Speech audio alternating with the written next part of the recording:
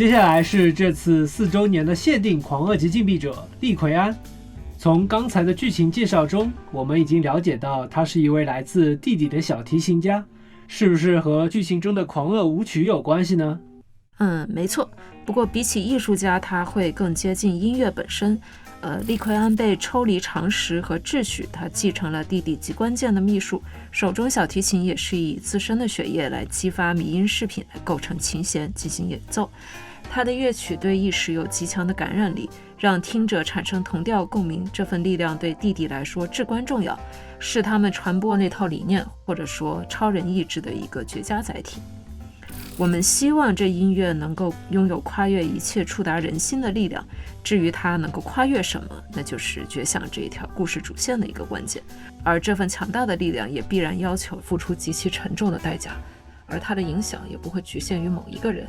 哇，地底加迷音这个立场看起来就很危险啊，很难打吧？打吗？你猜吧。总之利奎安的确是这一次剧情博弈中敌对阵营的核心，也是揪出地底秘密的一个关键。至于他如何得到力量，为什么选择地底，背后又联系着谁，继承了什么嘱托，关乎这一场冲突的一个核心的胜负结果。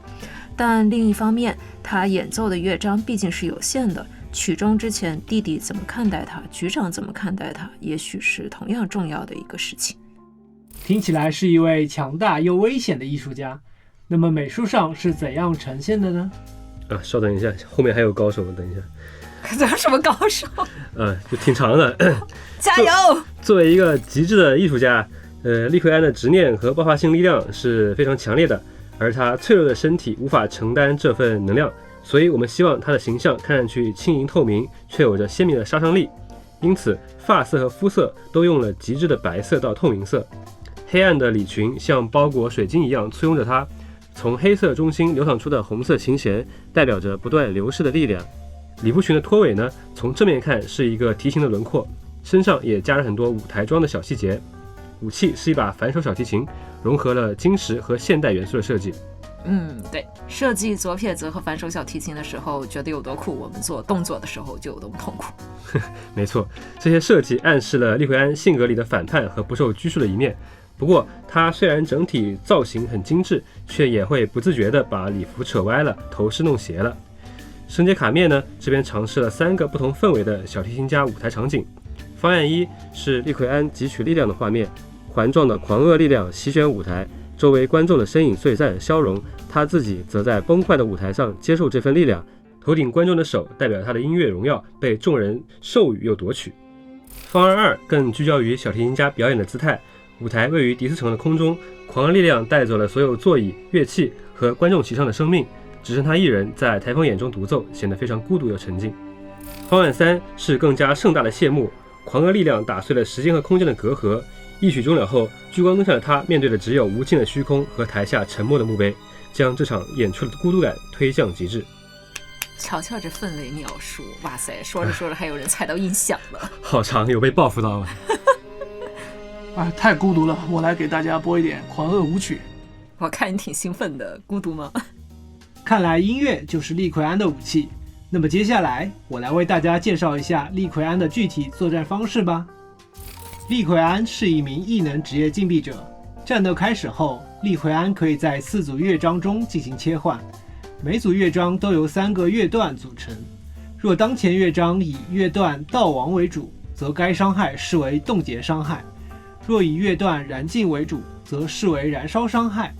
利奎安造成的冻结伤害与燃烧伤害会同时计算冻结伤害、燃烧伤害的增益与减益效果，且总是享受数值更高的一方。又是冻结又是燃烧的，我猜一个元素反。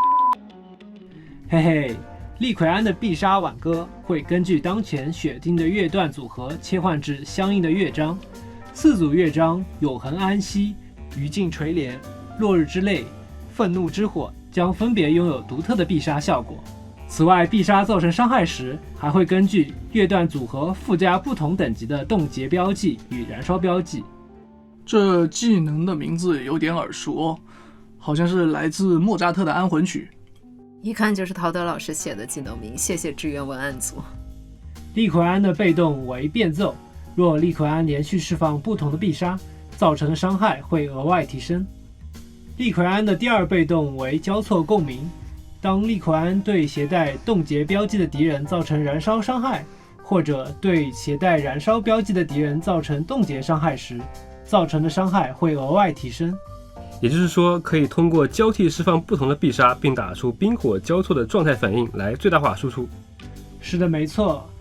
当利奎安达到3阶，便可开启专属烙印勇士的约定，新增专属必杀绝响华彩。利奎安进入绝响状态，攻击提升一段时间，持续时间内释放的所有必杀会获得伤害系数提升。总而言之，新增的异能禁闭者利奎安是元素体系的核心法术输出角色，在燃烧元素与冻结元素配对中都会有非常不错的发挥。通过切换不同必杀，也能灵活应对各种复杂的战斗环境。我懂，用元素伤害来打反。那么接下来就要介绍的是